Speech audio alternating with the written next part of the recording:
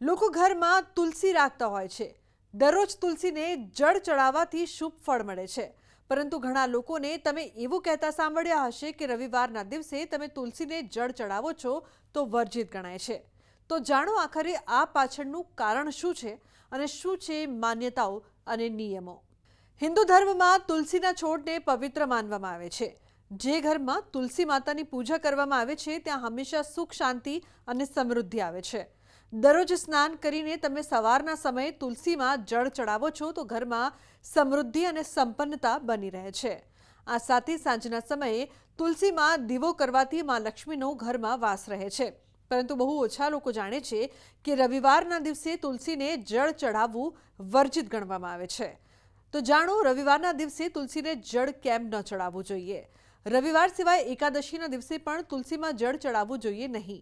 ધાર્મિક માન્યતાઓ અનુસાર એકાદશી અને રવિવારના દિવસે તુલસી માતા ભગવાન વિષ્ણુ માટે નિર્જલા વ્રત રાખે છે। આ કારણે એકાદશી અને રવિવારના દિવસે તુલસીને જળ ચડાવવું જોઈએ નહીં। જળ અર્પિત કરવાથી તુલસી માતાનું વ્રત ખંડિત થઈ શકે છે। તમે ભૂલતે રવિવારના દિવસે તુલસીને જળ ચડાવી દો છો તો હાથ જોડીને માફી માંગવી જોઈએ। એક વાત તમને જાણીને નવાઈ લાગશે કે એકાદશીના દિવસે તુલસીને સ્પર્શ પણ કરવો જોઈએ નહીં।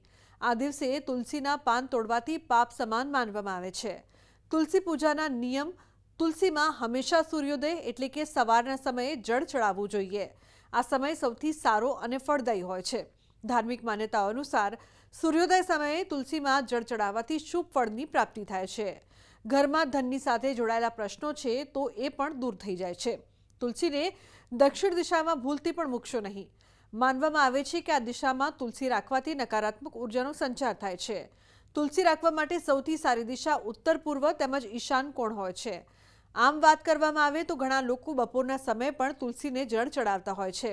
માનવામાં આવે છે કે આ સમયે તમે તુલસીને જળ ચડાવો છો તો નકારાત્મક ઉર્જા ઘરમાં આવે છે।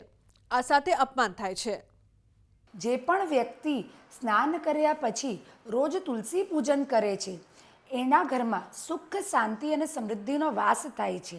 એવું પણ કહેવાય છે કે સંધ્યાકાળે તુલસી માની સામે ઘીનો દીપક કરવો જોઈએ। યાદ રાખવું જરૂરી છે કે ઘીનો દીપક ઊભી વાટનું કરવું જોઈએ। એવું પણ કહેવાય છે કે રવિવારે ને 11ના દિવસે તુલસીજીમાં જલ અર્પણ કરવું નહીં।